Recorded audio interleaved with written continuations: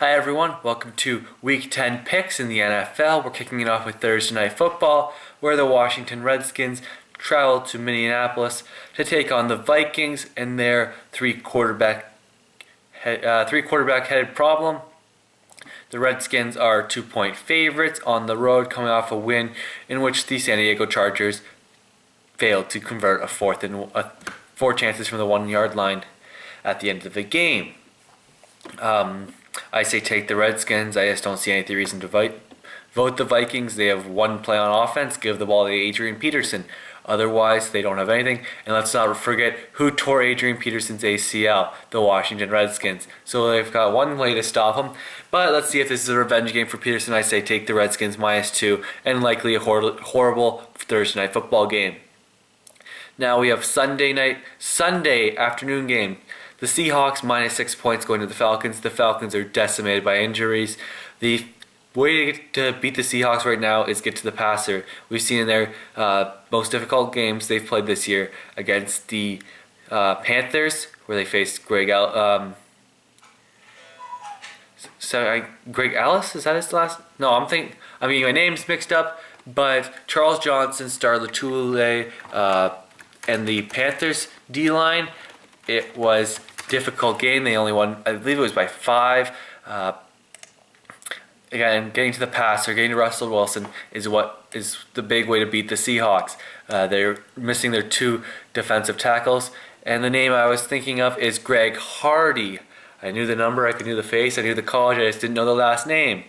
The Falcons don't have that pass rush. UCU Manure is their best pass rusher, and he is far from the player that won the Super Bowl with the Giants. Let's go to our next game. The Bengals coming off a walk-off safety loss in overtime to the Dolphins on Thursday Night Football. Go to Baltimore to take on the Ravens, who just lost to the Browns. I say take the Bengals, even though they've lost Geno Atkins. They just seem like the more consistent team to me than the Ravens, laying the 1.5. And now, a battle in the NFC North. Teams tied for the division lead at 5-3. Lions -3-point favorites on the road in Chicago. Really, I don't want to bet on Josh McCown again. Yes, he's looked passable as the Bears starter. There's rumors that Jay Cutler could be back for this game. Who's not really sure. But again, this is a Bears defense that's falling apart. They had to sign a player who wasn't physically cleared to play for the Cowboys to show up their D-line because they've moved ends to tackle. Linebacking corps is depleted with DJ Williams and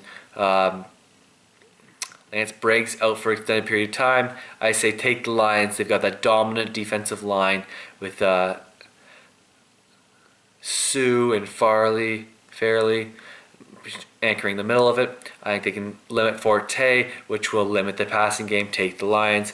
Eagles and Packers, a line that started at Packers 10.5-point favorites on Monday before Rodgers was injured, breaking collarbone. Now it's down to 1.5, and I say still take the Eagles plus 1.5. Nick Foles was excellent. The Eagles are 4-1 on the road this year. I think that they could walk into Green Bay and win this game.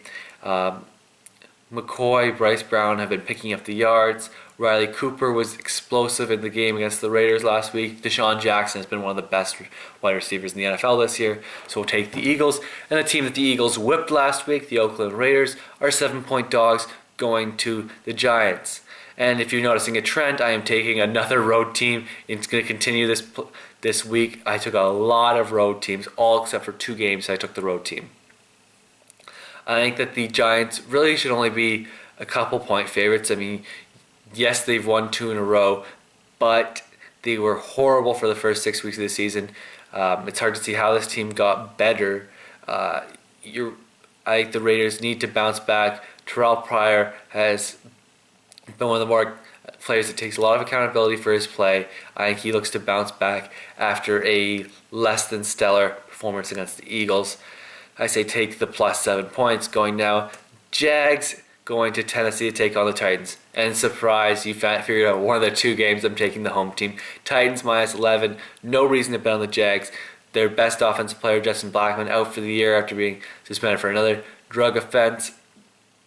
You really hope that he doesn't throw his career away for drugs and alcohol. It would be a sad waste of talent. I think the Titans are a very good team on both sides of the football. Jake Locker was obviously a key to their offensive success now. He's back. And we wrap up our 1 p.m. kickoffs with the Bills going to Pittsburgh to take on the Steelers. Steelers coming off a big loss to the Patriots. I left this game, and I believe it was either tied or the Patriots had just kicked a field goal near the end of the third quarter. When I got home after walking my dog, it was 55 points that the Steelers had given up. I don't know how that happened, but I like the Bills. EJ Manuel should start this game. I just don't think the Steelers are very good, and they are not going to be good for a couple of years because they are screwed by the salary cap. So Bills plus 3.5. First 4 p.m. game, Panthers and 49ers. This might be the game of the week. I think this is a big measuring stick game for the Panthers to see how good they really are. They've been very good against the run. They are 6-point dogs. I say take the 6 points. I think this is a game for them to prove something. The 49ers getting Mario Manningham back, so that should help the offense. Terrell Brown back should help the defense. But I still like the Panthers. They've been on kind of a hot streak, 5-1 in their last few games.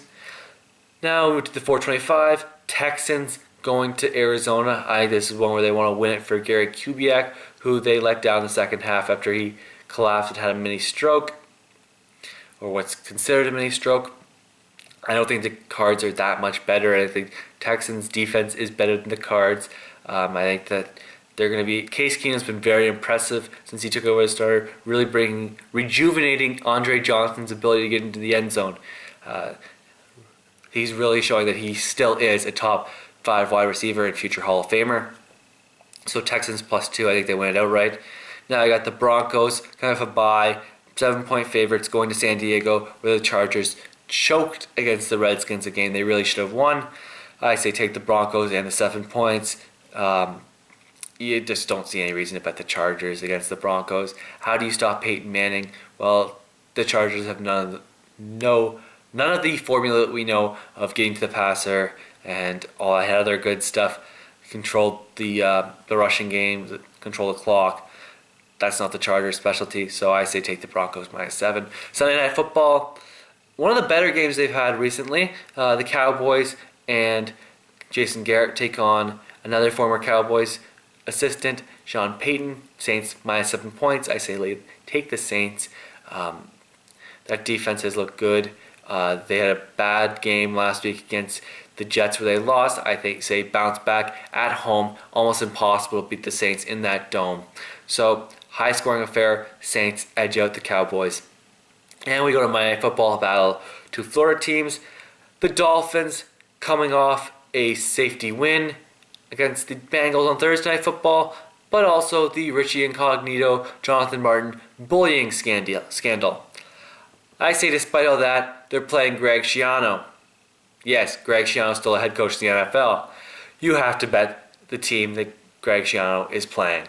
So that means Dolphins minus 3, Bucks fall to 0-9, and that's my picks for Week 10. Thanks for watching, everyone.